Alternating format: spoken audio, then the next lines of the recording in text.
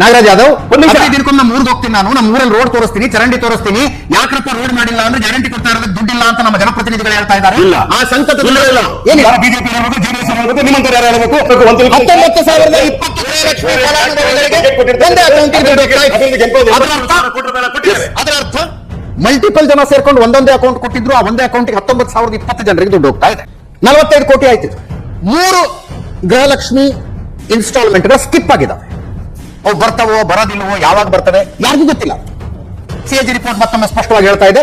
ಬೆಳಗಾವಿ ಅಧಿವೇಶನದಲ್ಲಿ ಮಹೇಶ್ ತೆಂಗಿನಕಾಯಿ ಅವರು ಈ ವಿಷಯವನ್ನು ಎತ್ತಿದ್ರು.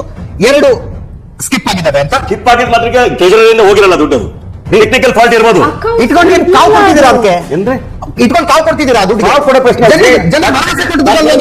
ಮುಂದಿನ 6 ತಿಂಗಳು ಹಂಗೆ ಇಟ್ಕೊಂಡ್ಬಿಡಿ. ಅಕೌಂಟ್ ನಲ್ಲಿ ಇದೆ, 25 ಇನ್ಸ್ಟಾಲ್ಮೆಂಟ್ ಗೃಹಲಕ್ಷ್ಮಿ ಕೊಟ್ಟಿದ್ದೀವಿ ನಾವು. ಏನನ್ನು ಪ್ರಾಮಿಸ್ ಮಾಡಿದ್ರಿ, ಏನ್ ಇಂಪ್ಲಿಮೆಂಟ್ ಆಗ್ತಾ ಇದೆ ಅನ್ನೋದು ಹೇಳ್ತಾ ಇದ್ದೀನಿ. ಮತ್ತೆ 4,30,000 ಮಹಿಳೆಯರ ಹೆಸರುಗಳನ್ನು ಕೈ ಬಿಡ್ತಾ ಇದ್ದೀರಾ ಅದರಲ್ಲಿ?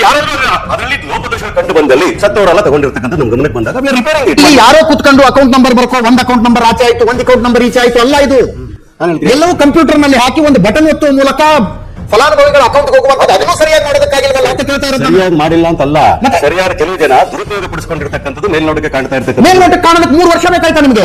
3 ವರ್ಷ. ನಾನು ಅದನ್ನೇ ಹೇಳೋದು ಸ್ವಾಮಿ, ಅವ್ರು ಯಾವಾಗ ಸತ್ರು ಅವಾಗ ನಿಲ್ಲಿಸಬೇಕಾಗಿತ್ತು. ಯಾರು ಅರ್ಹರಿದ್ದಾರೆ ಅವ್ರಿಗೆ ಕೊಡಬೇಕು. ನಮ್ಗೆ ಇನ್ಫಾರ್ಮೇಶನ್ ಬರ್ಬೇಕಲ್ಲ, ಜನ ಅಷ್ಟು ಪ್ರಾಮಾಣಿಕ ಕೊಡ್ಬೇಕಲ್ಲ. ಮತ್ತೆ ಗ್ಯಾರಂಟಿ ಅನುಷ್ಠಾನ ಸಮಿತಿ ಏನ್ ಮಾಡೋದಕ್ಕೆ ಇಟ್ಕೊಂಡಿದ್ದೀರಿ ಅಲ್ಲಿ? 1,98,00,000 ರೂಪಾಯಿ ಖರ್ಚು ಮಾಡ್ತಾ ಇದ್ದೀರಲ್ಲ. 4,580 ಜನರನ್ನು ಅದಕ್ಕೋಸ್ಕರ ಇಟ್ಕೊಂಡಿದ್ದೀರಿ.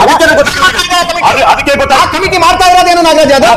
ತೆರಿಗೆದಾರರ ದುಡ್ಡಿನಲ್ಲಿ 2 ಕೋಟಿ 10 ಖರ್ಚು ಮಾಡ್ತಾ ಇದ್ದೀರಿ. ಒಂದ್ ನಿಮಿಷ, ಆ ಕಮಿಟಿಗಳು ರಚನೆ ಮಾಡಿದ್ಮೇಲೆ ಇವೆಲ್ಲ ಗೊತ್ತಾಗುತ್ತೆ. ಅವ್ರ ದುಡ್ಡು ನಾವು ಅಕೌಂಟಬಲ್ ಇರ್ತೀವಿ. ಆ ದುಡ್ಡು ಯಾರು ತಗೊಂಡು ಅದನ್ನೇ ಆ ಜನರ ಪರವಾಗಿ ನಾನು ಕೇಳ್ತಾ ಇದ್ದೀನಿ ಸ್ವಾಮಿ. ಆ ಜನರ ಪರವಾಗಿ ನಾನು ಕೇಳ್ತಾ ಇದ್ದೀನಿ, ಏನ್ ಮಾಡ್ತೀರಿ ಹೇಳಿ ಈಗ? ಅದಕ್ಕೆ ಅಷ್ಟೊಂದು ಲಘುವಾಗಿ ಮಾತಾಡಬೇಡಿ. ಟ್ಯಾಕ್ಸ್ ಪೇರ್ ಇದೆ ಪ್ರಭು ಆಫ್ ದಿಸ್ ನೇಷನ್. ಆ ಪ್ರಭುವಿನ ಪರವಾಗಿ ನಾನು ಮಾತಾಡ್ತಾ